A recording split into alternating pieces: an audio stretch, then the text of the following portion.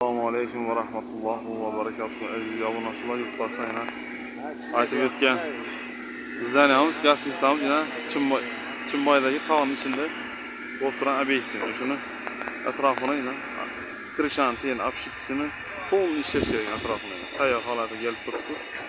Xudo xolasa. Kran hamma narsa beradi. Bu işi beradi. Bemalol ishlashingiz mumkin. Kvadrati 150 ming so'm. Karkazı bilan. Krishantinning obshipsini ishlash kerak. Eshik paneldan. Onun atrofini bir tarafini ko'rsatib turibman, buni 4 taraf ham tayyor holatda bo'lib turibdi.